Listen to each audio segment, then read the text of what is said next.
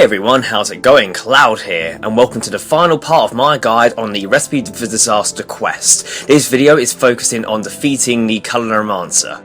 So in order to do this final part of Recipe for Disaster, you must have completed all the previous sub-quests. If you need a guide for any of those sub-quests, if you look in the description below, I have a separate video for each individual part of freeing the respective members of the Lumbridge Council, and also the beginning part of Recipe for Disaster. So before we get started with this guide, we're going to go through the requirements and items needed in order to defeat the Culinaromancer.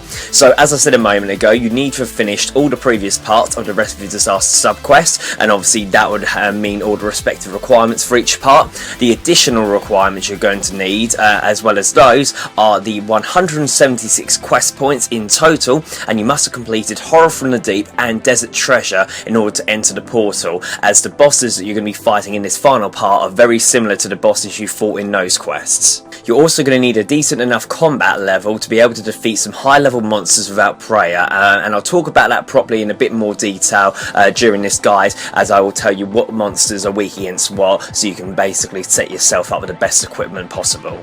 That's it for the requirements. Now for the items. The only compulsory item you need is you need to have a pair of ice gloves for defeating one of the monsters that you'll be fighting, called Flambeed.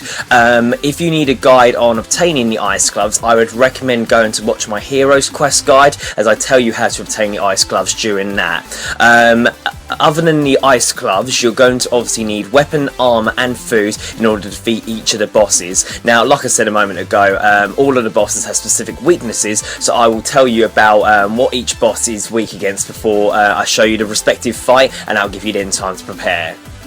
The good news about this final bit is you don't have to fight the bosses all in one go. After you kill one boss, you can exit out of the portal, get yourself the next respective gear that you require in order to defeat the second boss, and restock on supplies, so you haven't really got to worry too much about running out of resources.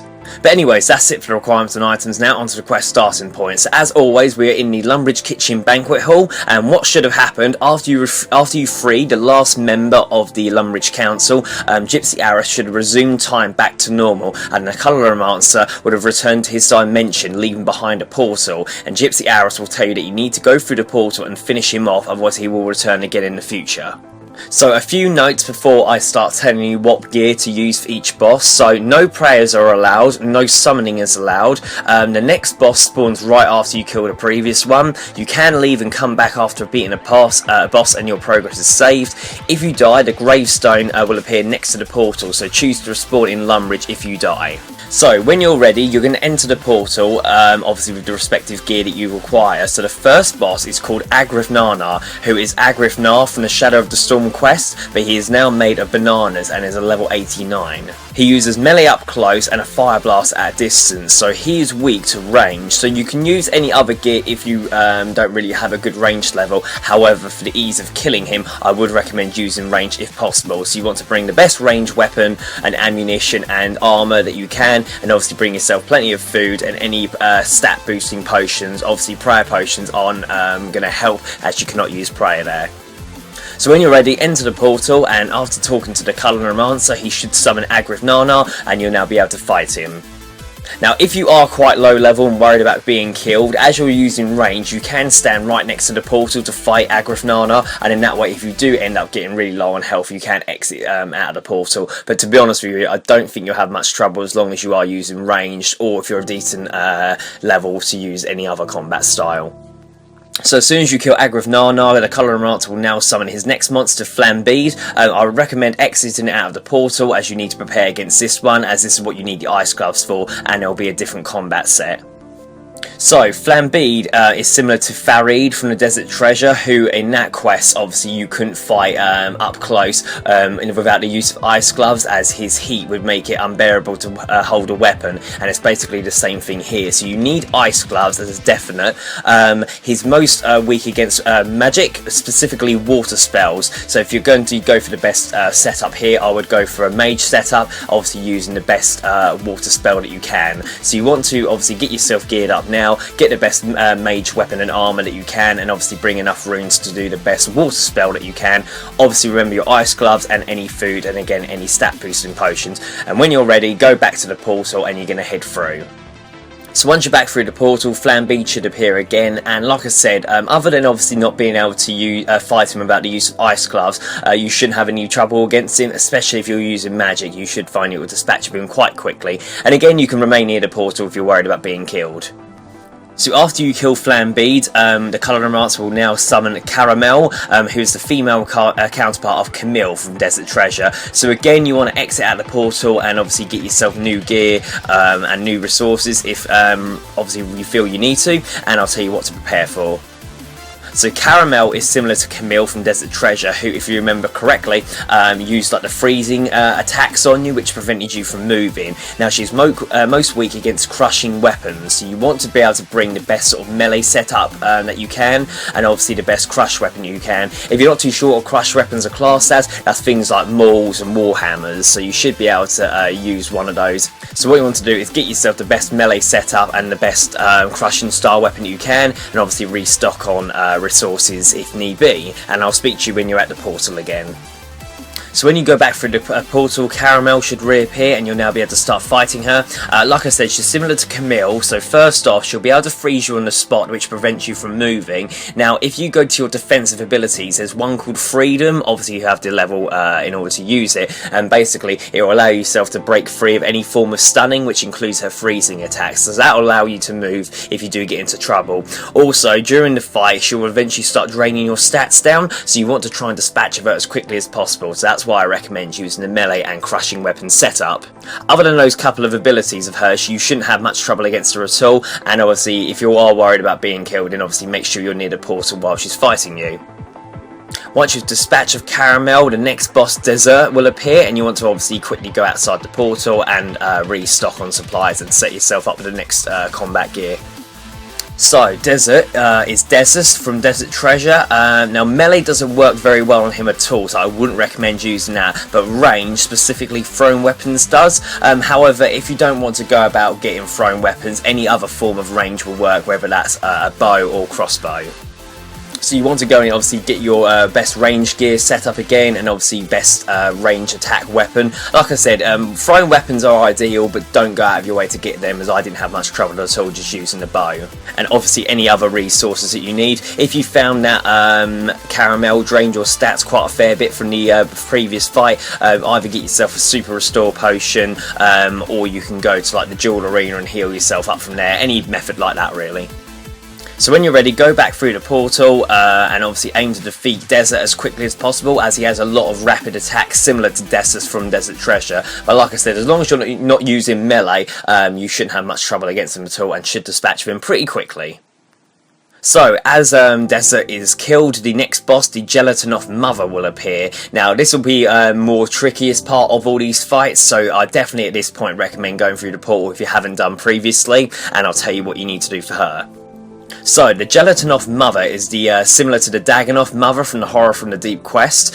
She's level 91 and she uses melee up close and range from a distance. She'll also change colour as she fights, similar to the Dagonoff Mother from the quest, and each colour depends on what she's weak against. If you don't use what she's weak against, any other form of attack will be immune to her. So the best thing to do here is get yourself sort of a mixture of gear and obviously a mixture of weapons in order to fight her. So when she turns white, she's weak to wind spells, blue is water spells, orange is melee attack, brown is earth spells, red is fire spells, and green is range attacks, and this pattern will repeat. So once she's turned green, she'll then go back to white and go through all those colours again. So the best thing to do here is to bring yourself a bit of melee armour, a bit of ranged armour, and a bit of magic armour, so you haven't got to worry about keep re-equipping and unequipping stuff. Just sort of give yourself kind of a mixture of gear. Obviously bring yourself your best melee weapon, your best ranged weapon and ammunition, and obviously your best magic weapon, as well as enough runes to be able to cast each of the elemental spells. If you kind of set yourself up like this, you'll be able to damage her for every single form, so you haven't got to worry about cycling it back to a specific form that only you can hurt. So go and get yourself geared up now. Obviously bring plenty of food and any other stat boosts and potions if you require, and I'll speak to you in a moment. So when you're ready, step through the portal and the Gelatinous Mother will appear, and she'll start off with a different colour. It might not necessarily start with white, she might start down the list, however she will repeat the pattern that I mentioned before, so white, blue, orange, brown, red and green. So what you really want to do is sort of kind of get used to the cycle that she's going to change into, and kind of get yourself ready. So when she's blue, the next colour she'll turn to is orange, so as soon as she does that you can equip your melee weapon and go straight into an attack. Then she'll switch back to magic, weaknesses, obviously the relevant elemental spell, then back to range. So she kind of shifts out of that. So after a while you should get used to the sort of colour she's in. Obviously while you are changing styles, just keep a little eye on your health, because even though she doesn't do loads of damage, she does quite a lot of rapid attacks, so you will start seeing your health deplete. And again, if you're too concerned, then try and remain nearest to the portal as possible, so you can quickly escape if need be. But like I said, as long as you bring yourself like a multiple mixture of attacks, you can use every single one of her weaknesses, you shouldn't have much trouble. So after you kill the Gelatinous Mother, the Culinaromancer himself will now attack you, and he's the final boss. Now, if you didn't use too many resources against the Gelatinous Mother, you might need to worry about going through the portal to restock, as you'll probably have enough resources, and you probably got each different form of attack as well. Now, the Culinaromancer has no specific weakness, so you can use any combat style you want here. So if your strongest out of the three is melee, go for melee, and if it's ranged, use ranged, etc. So you shouldn't have much threat against the Culinaromancer. The only thing to keep in mind that he has high accuracy, so don't let your guard down. So even though he might not do lots of damage, he will near enough always hit you, so just bear that in mind. But to be honest, even if you needed to go and restock on resources, you should find that a full inventory of food would be more than enough to get you through him. So after you defeat the Culinaromancer, you'll see a short cutscene of him exploding, and then you'll be exited out of the realm and return to normal time. Obviously, Gypsy Aris will restore time back to normal. All of the Lumbridge members will be free and back to their respective sort of points of time. And then it should come up with congratulations, you've defeated the Culinaromancer. You're awarded 1 quest point, an antique lamp which gives 20,000 experience to any skill above 50. If you happen to have a full inventory upon defeating the Culinaromancer, the lamp can be found inside your bank. You'll now have full access to the Culinaromancer's chest, 2 treasure hunter keys and 2 hearts of ice. So there we go, that is the final part of the Recipe of Disaster quest completed. I bet you're all having a sigh of relief now. It's not exactly a difficult quest, it's just very long-winded with all the different requirements and items that you need, so you're going to take time to get through it all. Like I said at the very beginning part of my guide on Recipe of Disaster in part 1, if you can, I'd recommend getting all the requirements that you need in one go to be able to go through the Recipe of Disaster quest from start to finish. Otherwise you're going to have to keep kind of coming back and forth for all the different parts, which is a little bit of a pain as you kind of lose track of where you got up to.